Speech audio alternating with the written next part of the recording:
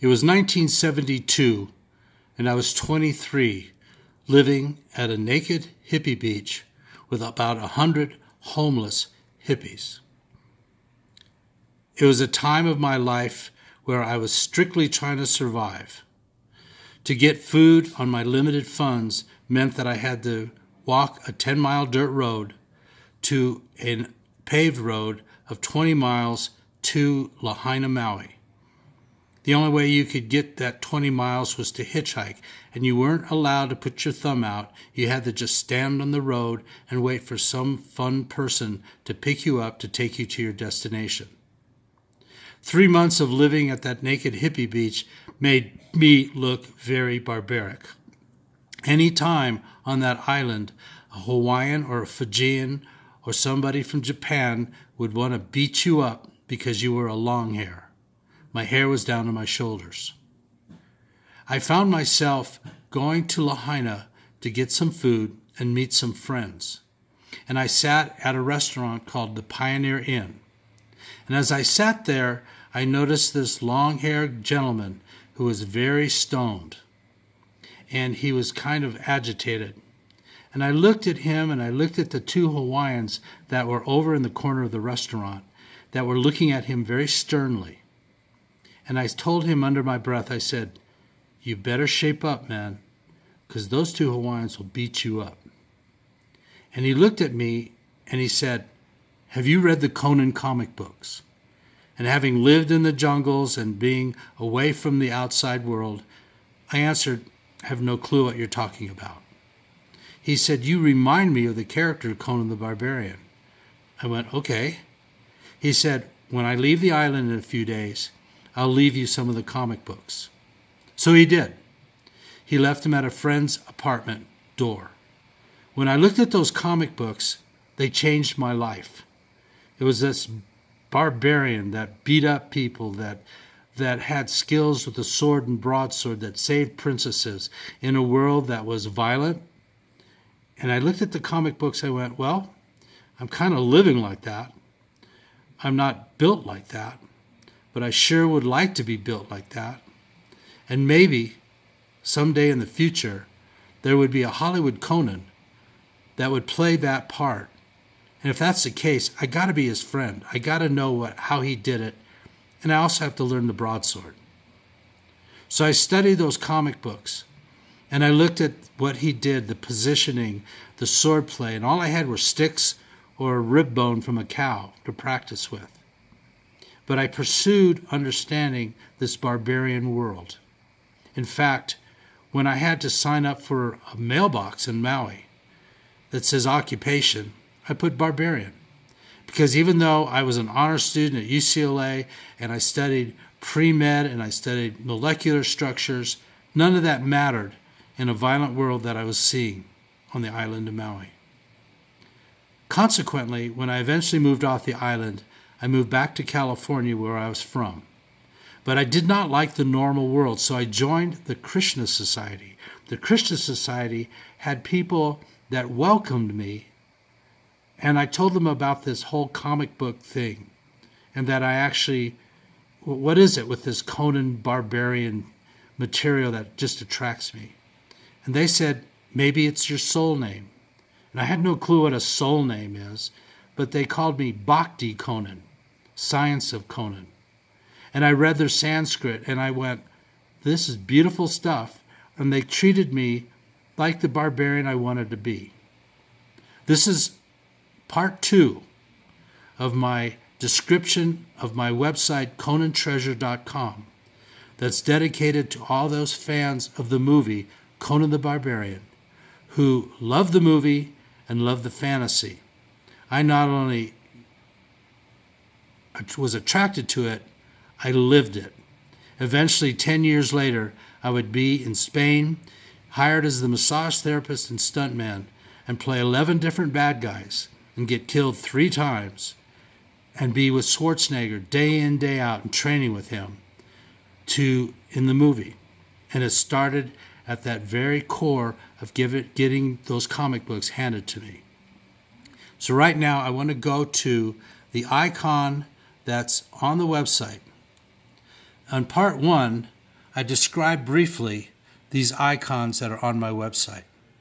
And I went through each individual one very briefly. But this part 2 will bring us to my true barbarian tale. And in this tale is my story, how it started with those comic books on the island of Maui, and then to the first day on the movie set 10 years later. This is the story of my experiences with Arnold. Here, by the way, because I play 11 parts, neither one could I be visible or recognized. So they put masks on me. They put leathers on me. This is Arnold and I horsing around in one of the cave scenes. But this particular icon brings us up to this story, where it starts off with, before Arnold, there were Conan comics. And this is the Pioneer Inn that I was called that. Right there, I sat, and he said, I'll leave you some Conan comic books, of which he did. I had some friends across the way in an apartment, and he left it at the door. And again, I looked at those comic books, and they changed my life. They changed my whole direction of who I wanted to be. My dad wanted me to be a doctor. I didn't see doctors as being very healthy, so I wanted to pursue a life that was healthier. And what I saw is surfing was really the healthiest lifestyle I ever saw. So when I moved to Hawaii, I became a surfer. But this is how barbaric I looked. That's why he called me, or reminded him of me being Conan the Barbarian. Because I literally was protecting girls at that naked hippie beach, because there were some true pirates there. They were all drugged out. They walked the beach like pirates. They were raping women. In the meantime, I had a tent where women would bring their tents around me because I protected them. But I needed to survive. I needed to eat. I just literally I had no funds. I did not have work. The work there was so stupid. I'd rather be a barbarian. And that's what I became when I lived on Maui, and I had to put my occupation when I signed up for a mailbox. I put barbarian. Well, because I had to eat, I saw some Hare Krishna people on the beach, and they're putting on like a food festival. And they came up to me because they saw me, and they offered me a plate of food. And this girl that was dressed up in a princessy outfit and offered me food. And I asked them about this connection with Conan.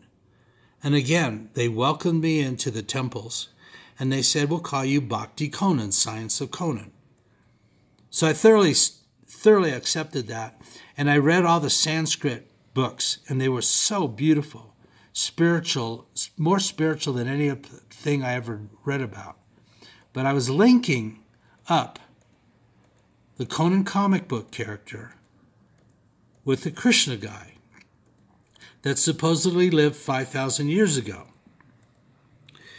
He's a guy that protected women. Here's a fantasy guy protecting women. And I wanted to be like that Conan guy who would beat up the guy that's trying to kill the girl. But then once I beat up the guy, I wanted to know, what do I do with the girl? Living in the jungles, there's not much opportunity to really take care of them except in a very barbaric way, which meant women that were at the beach had their feet just chewed up from walking the beach and the thorns, etc. So I started to massage their feet and make one foot oiled up, and I looked at them and I said, look, I made your foot look more princessy.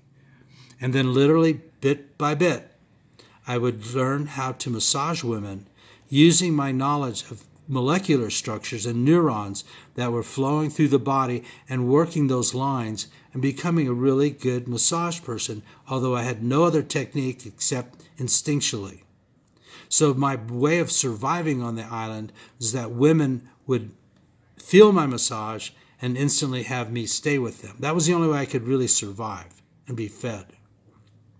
So when I went off to California, I lived there for a little bit in the temple. And what was interesting is that normal people, they go to their work, they do all their things, but in the Christian society, you had to give that up. You had to tune into Krishna, which was cool because his life brought me adventure and it brought me women. There was a spirituality about that connection with him that women would pick up on, and I would survive. But I eventually moved to Aspen, Colorado. And when I moved there, I had an actor friend of mine come through in 1976. Keith Carradine was his name. He was 20 years old. And I was like 26 at that time. And he said, hey, you're into this Conan comic book? I know who was hired to play that part. This is 10 years, this is 8 years before the movie. The movie was made in 82. And so Arnold Schwarzenegger, he said, is the gentleman that was hired. And at that time, Arnold had just come out with the book, Education of a Bodybuilder. I had no idea who he was, but my lady, who was my girlfriend, here's a picture of her. Here's a picture of me, but this girl, the girl that I came to Aspen with was a librarian, and she brought me the book, Our Education of a Bodybuilder. And I looked at the book, and I was amazed at this guy's body, Arnold's body. So one day, I heard Arnold was coming into town. Now, before I met Arnold, I became a belly dancer. And a belly dancer is kind of strange for a guy to be a belly dancer. But if you looked at the girl's clothes in the comic book, now look at this girl. She's all like princessy up. In America, who was looking like that? It was the Hare Krishna people, the Hare Krishna girls. And when I looked at the comic books, you look at all these Conan comic books and all these girls that are barely attired. And I went, well, they remind me of the belly dancers. And they were belly dancers. So I had an affinity with girls that were belly dancers because they looked like princesses. So I started taking lessons just to be closer to them. And the movements of belly dancing I was applying to my surfing. The undulations, the motion, the watery undulations that belly dancing has. I didn't know that it was going to take me into this wonderful world of girls that were dressed up like princesses. And I used to perform with a bunch of women. And this is like what I would do, dress up like this, play the drums, and actually dance. This is actually in Aspen, Colorado, or down in Carbondale, which is near Aspen, playing on a stage with 5 girls dancing around. And then I would dance, and these 5 girls would dance around me. And I would have a sword in my hand and knives, and I was play acting the role of Conan in my own way. This is before I met Arnold. And what I was doing was just trying to live the comic book fantasy. So consequently, when I moved to Aspen, I was hired as a belly dancer, dancing with this beautiful girl, walking to work with a sword in my hand. And this was a belly dance place. The band was called Bedouin Bandits, and they played classic belly dancing. And this is Fazi Ahmed, this girl named Donna, really. But here's how I was portrayed. Guest appearance at Conan the Barbarian, Whirling Dervish. So I would dance before her actually, and dance to women for my rent money, my food money, my ski money. And I would go up to these women and undulate around. And that was how I was making my money. Now, again, Arnold was hired. Here's, by the way, is in the off season, I would do massage work.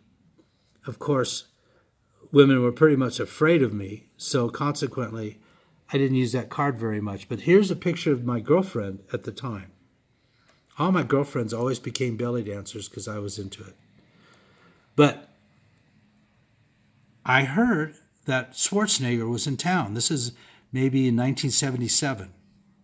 And I went, wow, this is what this story is all about. It describes in detail how I knocked on the door where Arnold was staying, and he opened the door, and I introduced myself, and I said, I'm the only guy in Aspen that checked out your book, Education of a Bodybuilder.